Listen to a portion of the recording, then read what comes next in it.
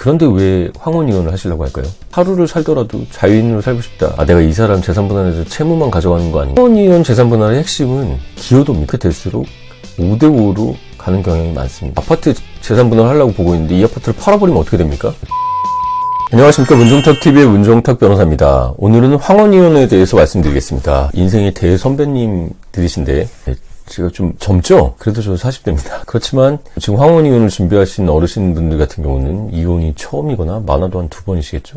저는 수없이 많은 이혼을 봤기 때문에 이 부분에 대해서는 제가 더 경험이 있기 때문에 믿고 들어와 주시고 좋은 정보를 얻으셨으면 좋겠습니다. 오늘은 황혼이혼이 뭔지, 황혼이혼이 늘어난 이유는 뭔지, 황혼이혼의 특징은 무엇인지, 그리고 가장 중요하죠. 황혼이혼에서 재산분할을 잘 받으려면 또 재산분할을 어떻게 하는 것인지, 황혼이혼에서 증거 수집을 어떻게 하는지, 마지막으로 제 마무리 소감을 말씀드리고자 합니다.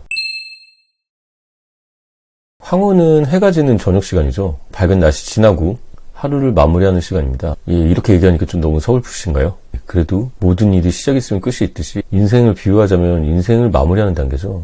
저도 좀 더 젊었을 때는 봄이 좋았는데 나이가 좀 그래도 40대 들어오니까 가을이 더 좋아집니다. 이제 추수를 하고 인생을 갈무리하고 더 이상 흔들림 없이 인생을 잘 마무리하시는 단계인데요. 그런데 왜 황혼이혼을 하시려고 할까요? 황혼이혼이란 이제 노년기 하시는 이혼인데 보통 혼인기간이 20년 이상 되신 분들이 하는 이혼을 말합니다. 예전에는 그동안 참고 살아오셨는데 계속 사시면서 해로하세요 이런 식의 막말 비슷하게 하는 젊은 판사도 있었다고 하는데요. 요즘 100세 시대죠. 또 이혼을 할지 말지는 헌법상 기본권입니다. 본인의 행복추구권에서 나오는 인간의 기본권이죠. 그렇다 보니까 요즘 황혼이혼이 굉장히 증가하는 추세입니다. 그래서 개인적으로 이혼 사건을 많이 해보고 황혼이혼도 많이 해봤는데 이혼이 끝이 아니라 이제 새로운 시작이라는 생각이 또 듭니다. 제가 맡았던 황혼이혼 사건 의뢰인분 중에서는 하루를 살더라도 자유인으로 살고 싶다, 이렇게 거의 절규하셨던 의뢰인분도 있었는데 막상 이혼을 하니까 이제 너무 행복해 하시더라고요. 또 다른 의뢰인 여성분은 남은 인생은 더 이상 저 인간한테 희생하고 허비하고 싶진 않다. 이게 또 마음의 소리죠. 자식들 바라고 희생했으면은 이제 남은 인생은 살고 싶은 대로 살아봐야 되지 않겠습니까? 또 황혼이혼은 이제 자식들이 거의 다 컸기 때문에 양육 분쟁이 없습니다. 그렇기 때문에 이제 재산분할이 중요하고 재산분할을 잘 못했을 경우 이제 노후 인생이 흔들려 버리는 경우가 생기기 때문에 반드시 이혼 전문 변호사랑 상담하시고 전략을 잘 세우시기 바랍니다. 전체적인 인구가 감소하고 있잖아요. 우리나라는 이제 출산율이 떨어져서 인구가 점점 감소하고 있습니다. 그렇기 때문에 혼인수도 줄어들고, 혼인수가 줄어드니까 당연히 비례해서 이혼수도 줄어들겠죠. 하지만 황혼이혼은 놀라지 마십시오. 작년 통계청 결과에 따르면 지난 10년 동안 우리나라 황혼이혼 건수는 10배 이상 증가했습니다. 이유가 뭘까요? 노령화 사회, 초고령화 사회잖아요. 노인분들 인구가 증가했습니다. 여성분들도 예전 과거에는 남자에 의존한 경우가 많았는데 이제는 독립적이시고 경제력이 있으시고 또 뒤에 재산분할에서 말하겠지만 재산 액수가 너무 크지 않으면 전업주부라도 살아온 생활이 굉장히 길기 때문에 재산의 유지에 기여했다고 봐서 5대5로 재산분할하는 경우가 있습니다. 그렇기 때문에 재산분할하고 각자 인생 살자 이렇게 해가지고 여성분들이 황혼이혼을 제기하는 경우도 많이 늘었습니다. 또 세 번째로 외부에서 보는 이혼의 시각이 좀 많이 달라졌는데요. 어르신들이 예전 시대 때는 이혼하면은 인생이 망한 것 같고 이렇게 생각하시는 극단적인 경우도 있었지만 요즘 이혼이 너무 흔하잖아요. 그렇기 때문에 남들의 인식보다는 내 실질적 삶의 행복이 중요하다 해서 이혼을 택하는 경우가 늘었습니다. 또 아까 말씀드렸는데 이제 100세 시대죠. 기대수명이 늦었기 때문에 예전처럼 환갑은 막 잔치하고 이랬잖아요. 요즘은 환갑하면 그냥 가족끼리 그냥 조촐히 보내죠. 평균 수명이 80, 90 이렇게 가니까요. 그래서 수명이 늘었기 때문에 이혼을 택하는 경우가 많이 늘었습니다. 마지막으로 재산분할에서 배우자 상대방에 대한 기여를 많이 인정해서 전업주부였더라도 5대5 가까이 되기 때문에 여성분들의 황혼이혼 소송이 많이 늘었습니다. 자,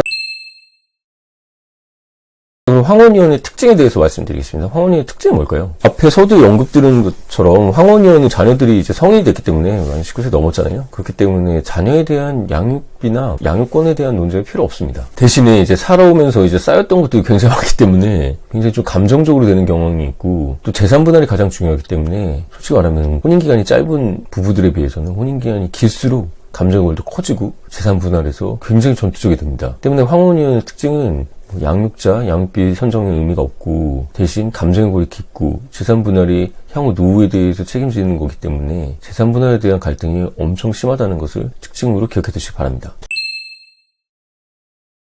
자, 그럼 바로 본론으로 들어가겠습니다. 황혼이혼 재산분할을 잘 받으려면 어떻게 되고 황혼이혼 재산분할의 특징은 무엇일까요? 재산분할은 부부가 공동으로 쌓은 재산에 대한 청산이죠. 부동산, 적금, 주식 뭐 연금, 모든 게 분할 대상이 됩니다. 자동차도 마찬가지고요. 자동차를 뭐 반으로 자르냐? 그렇지 않겠죠. 자동차 지금 얼마나 되는지 중고차 시세를 봐서 가액으로 반으로 나누고 뭐 이렇게 하기도 합니다. 또 채무도 나눠야 되기 때문에 내가 이 사람 재산 분할해서 채무만 가져가는 거 아닌가? 실질적 이익을 변호사랑 상담하시고 결정하시기 바랍니다. 특유재산이라고 하잖아요. 특유재산은 결혼 전부터 소유했던 재산이거나 상속이나 증여를 받은 재산을 말합니다. 그러니까 재산분할 대상에 포함되지 않는 게 원칙이겠죠. 뭐 결혼해서 유지 기여를 한 거가 아니라 상대방 배우자가, 근데 그 전부터 갖고 있던 재산이다. 또 누군가한테 상속받거나 증여받은 거기 때문에 당신이 개입한 게 없잖아, 이렇게 얘기를 하는 것이죠. 하지만 특유재산도 갖고 있는 기간이 오래되고 배우자가 그 재산의 유지 증식에 기여한 경우에는 재산분할 대상이 됩니다. 즉 법원은 상속재산 같은 특유재산이라도 해당 재산 형성에 상대 배우자의 적극적 노력, 협력이 있었다면 분할 대상 재산이라고 판결한 적이 있습니다. 황혼이혼 재산 분할의 핵심은 기여도입니다. 황혼이혼에서 재산 분할을 유리하게 하려면 이 재산에 부부가 함께 이룩한 재산이다, 이 재산의 형성 유지에 내가 어떻게 기여했다는 것을 잘 입증하는 것이 필요합니다. 분할 대상 재산에 내가 얼마나 무엇을 기여했느냐를 재판에서는 기여도라고 표현합니다. 이 가정의 경제 상황을 꾸리기 위해서 했던 것, 전업주부라면은 남편이 밖에서 일하는 동안에 자식 잘 키우고 가정살림 잘한 것도 다 기여가 되겠죠. 혼인기간이 길어질수록, 특히 황혼이혼은 20년 이상이라고 했잖아요. 그렇게 될수록 5대5로 가는 경향이 많습니다. 전업주부로 오래 생활하셨던 분들은, 여성분들은 특히 사회생활을 안 해보시고 내가 뭘 했지, 남편이 다 벌어온 돈인데 뭐 이 아파트 살 때도 남편이 뭐 대출받고 남편이 해서 했는데 뭐 이런 생각 하실 수 있죠. 하지만 직접 본인의 소득으로 기여하거나 직접 뭐 부동산 구매 자금을 대지 않더라도 기여도는 단순 근로소득뿐만이 아니라 육아나 가성노동을 한 것도 포함되기 때문에요. 그 부분도 변호사가 상담 받으시고 얼마 정도 기여도를 인정받을 수 있을지 한번 예측을 해보신 다음에 소송을 하시길 권합니다. 보편적으로 재산액이 굉장히 크다, 그러면 5대5로 하지 않습니다. 대강의 재산액을 고려해가지고 분배를 하고요. 그런데 재산이 크지 않다, 예를 들어 뭐 5억, 뭐 7, 8억 이렇게 된다, 그럼 5대5로 갈 가능성이 좀 큽니다. 하지만 사례마다 다 다른 것이니까 변호사랑 상담하시고 결정하시고요. 유책 배우자인데 재산 분할을 할 수 있습니까? 이런 문의들도 많이 들어오죠. 유책 배우자는 혼 파탄에 책임이 있는, 책임이 있는 배우자를 말합니다. 제가 예전에 이 홍상수 감독, 김민희 배우에 대해서 했는데, 쇼츠 보지 마시고 본 방송을 보시기 바랍니다. 쇼츠는 편집하는 윤모 인턴이 2배속으로 돌려가지고 잘 못 본다는 얘기가 많은데, 원본을 보시면은 차근차근 잘 말했습니다. 거기서 왜 홍상수 감독이 김민희 배우와 사실상 이제 부정행위를 하는데 혼인 파탄된 것 같고 이혼을 못하나 얘기를 설명을 들었습니다. 우리나라 아주 유책주의자죠. 특히 부정행위에 대해서 그런데, 그렇기 때문에 유책 배우자가 이혼 소송 청구를 하면은 법원에서는 기각을 합니다. 유책 배우자라도 상대방이 나도 이혼을 원한다, 니랑 살기 싫다 이렇게 되면은 이혼할 수 있는 것이고, 그리고 재산 분할도 할 수 있는 것이죠. 실질적으로 혼인이 파탄됐다면 우리나라는 사실상 실질적으로도 파탄주의 쪽으로 가는 경향이 있기 때문에 이혼 소송이 길어지고 하면 이혼 기각을 구하던 상대방 배우자도 이혼을 받아들이고 재산 분할에 집중하는 경향이 크니까 이 부분도 변호사가 상담하셔가지고 전략을 잘 세우시기 바랍니다. 상대방이 경제적으로 무능했다, 양육비도 제대로 주지 않았다, 내지는 반대로 남자의 경우는 여자가 가사에 소홀했다, 뭐 기여한 것이 크게 없다, 이런 걸로 해서 기여도에 대해서 좀 다툼을 많이 하고 재산 분할을 잘 하시는 걸 추천드립니다. 자, 그리고 황혼이혼 같은 경우는 특히 이런 경우에도 가압류, 가처분 필요하죠. 가압류, 가처분을 보전처분이라고 합니다. 예를 들어서 이 아파트 재산 분할을 하려고 보고 있는데 이 아파트를 팔아버리면 어떻게 됩니까? 그럼 나중에 사회행위 취소소송 할 수는 있지만 복잡해지죠. 그러니까 이미 재산 분할을 할 재산이라고 나와 있으면 그 재산을 가압류, 가처분하는 것이 맞겠죠. 그런 보전 처분도 변호사가 다 알아서 해드리니까 변호사와 맡겨서 이혼하시기 바랍니다. 특히 황혼이혼 같은 경우는 솔직히 말씀드려서 정서적으로도 신체적으로도 집중도도 떨어지시고 이런 전문 분야를 새로 습득해서 뭔가 혼자 하시기에는 많이 힘드십니다. 그래서 그 부분은 전문가인 변호사한테 맡기시고, 우리 병원에 가서도 내가 수술 방법 배워가지고 자기가 배치해가지고 자기가 수술하지 않잖아요. 변호사한테 맡기셔서 후회 없는 황혼이혼을 하시기 바랍니다. 자, 그래서 황혼이혼 특징으로 마지막 보존 처분도 변호사한테 맡겨서 꼭 하고 하시라. 제가 봤던 사례 중에서는 이혼 소송에서 재산 분할을 하려고 보니까 남자가 아파트를 팔아버리고 그 돈을 갖고 잠수 탄 경우도 있었습니다. 자, 황혼이혼의 증거 수집에 대해서 말씀드리겠습니다.